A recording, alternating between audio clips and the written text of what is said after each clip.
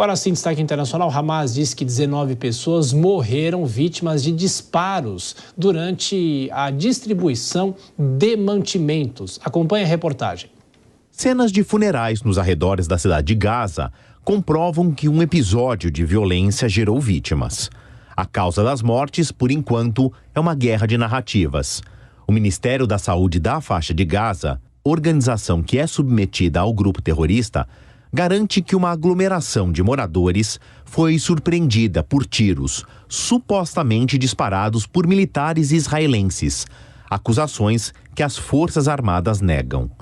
A Força Aérea reforçou que tampouco houve bombardeio na região.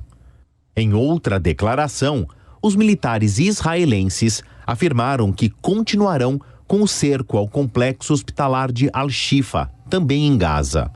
O objetivo é capturar até o último militante do Hamas. Em diferentes ocasiões, Israel apresentou provas de que estruturas civis, a exemplo dos hospitais, foram usados como refúgio pelos terroristas. O secretário da ONU, Antônio Guterres, visitou a fronteira sul da faixa de Gaza.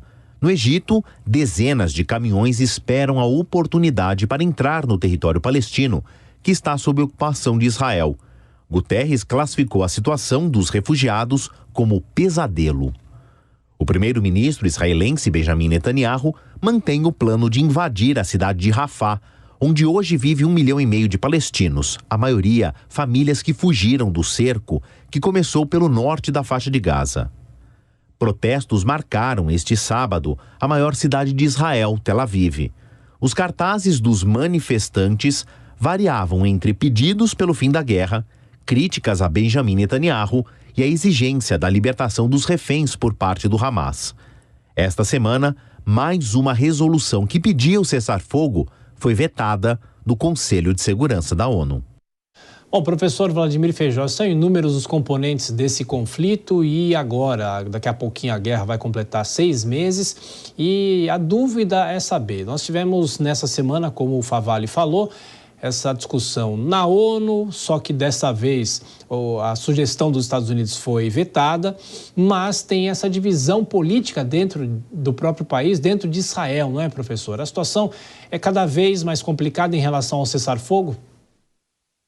É bastante inviável, apesar de haver críticas à gestão do Benjamin Netanyahu, boa parte sobre o que ele fez para prevenir o conflito, ou mesmo o que ele tem feito para atrasar as negociações para a libertação de reféns, mas não há muita divisão sobre a necessidade de eliminar o Hamas e tornar o Estado de Israel um ambiente seguro para a população. Então, a eventual substituição dele por uma outra liderança política não deve mudar os rumos do país. Porém, enquanto for Benjamin Netanyahu, certamente ele tem feito que as condições de negociação sejam minadas, inviabilizando, pelo menos no curto prazo, que haja o estágio seguinte. Não posso deixar de também pôr culpa dentro da organização Hamas, que também tem lá a sua pretensão de obter milhares de solturas de pessoas que estão detentas em Israel, muitos deles inclusive condenados, e bate o pé firme que insiste nesse tipo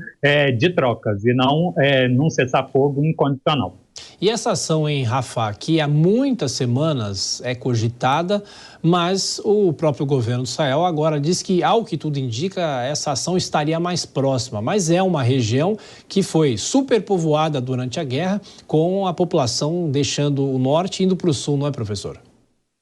Exato, Thiago. O deslocamento interno dos palestinos em Gaza, que já era muito pequeno, ficou prejudicado pela destruição de mais de 80% das edificações do norte do país, né, na cidade de Gaza, no meio do país, em Han Yunis, ou Khan Yunis, e boa parte está concentrada ali em Rafah. O maior desafio dessa situação não é só o deslocamento das pessoas, mas é por ali a única porta de entrada de mantimentos. Equipes da Cruz Vermelha passam por ali e se tiver uma grande incursão militar, além do desastre das pessoas se deslocarem, se interromperia a entrega de medicação e alimentos para uma população que está já em estado de extrema penúria, muitos já em caso de fome, em risco de vida, se houver qualquer interrupção.